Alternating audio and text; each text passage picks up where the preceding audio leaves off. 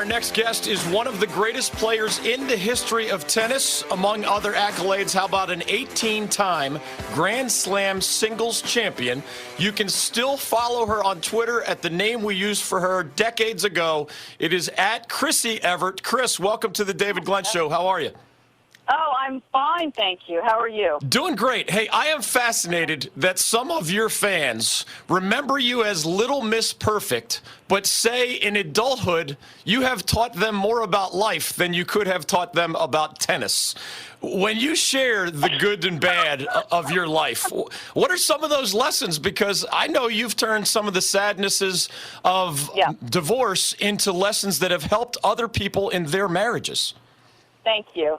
What are the lessons? Wow, that would take 5 hours. I think that at the end of the day, even though people reach success or people reach fame and fortune and success, at the end of the day, we are just like everybody else, and we have the same challenges when it comes to relationships, and we have the same challenges when it comes to raising kids.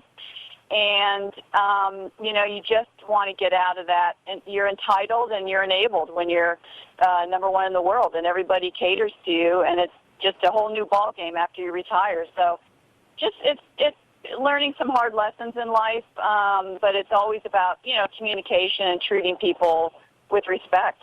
Chris Evert joining us on the David Glenn Show. The U.S. Open Series is getting underway. The Winston-Salem Open right here in our backyard. Wake Forest University, roughly 1 month from now, a full week of great tennis, including Wimbledon semifinalist Sam Querrey, Greensboro, North Carolina's John Isner, and others ranked in the national top 25 in the world. Do you believe, as you celebrate this summer of tennis here in the States, are we enjoying a combination of the greatest men's player ever in Roger Federer and the greatest women's player ever in Serena Williams?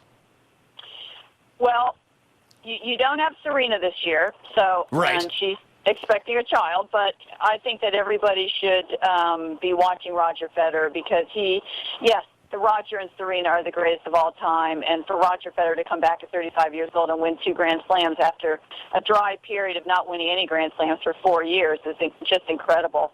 Rafa Nadal is another one to watch and to appreciate.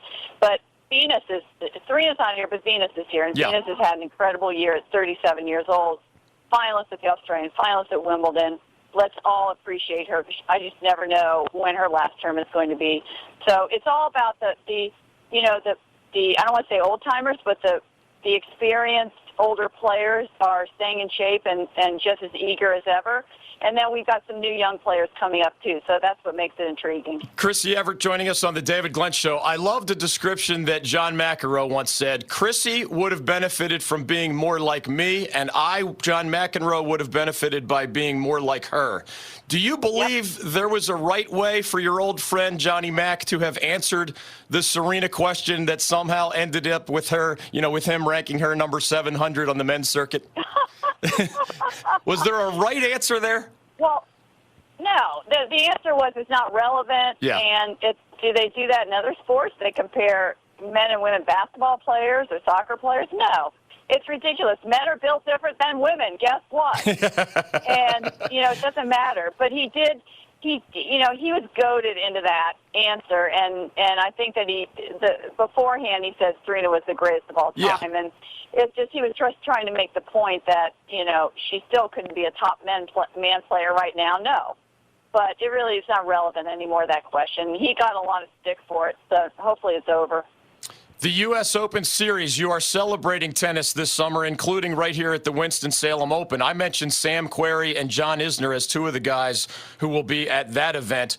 How do you portray American men's tennis right now? Because we do have the Williams sisters on the women's side, among others, but we haven't had quite as much success as I grew up with while you were a star on the women's side, and we had Connors and McEnroe and a whole lot of others on the men's side. It's been a little slower on the men's side since Andy Roddick, really. I mean, but now we've got, Sam Querrey had a big upset at Wimbledon. Jack Stock he's got a lot of power and potential. TFO, Jared Donaldson. I mean, there are men that are starting to emerge now, and there are 13 women who are ranked in the top 100. 13 American women in the top 100, and that's more than any other country. So we're being successful. Madison Keys, Coco Vandeweghe, they're all, top 10, top 20. Sloane Stevens is coming back, and then there's Serena and Venus. So I think it's looking healthier and healthier. As we let you go, for those who grew up watching you, I know you have a clothing line, you're a broadcaster, you're a super mom. What else can you tell us about the current state of affairs in Chrissy Everett's world? I thought you were going to say I'm a supermodel when I said supermom, because I'm certainly not a supermom.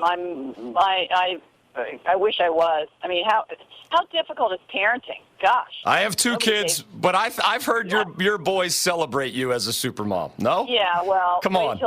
Wait till your kids are teenagers or over 20. You'll see, but it's tough. No, I love working for ESPN.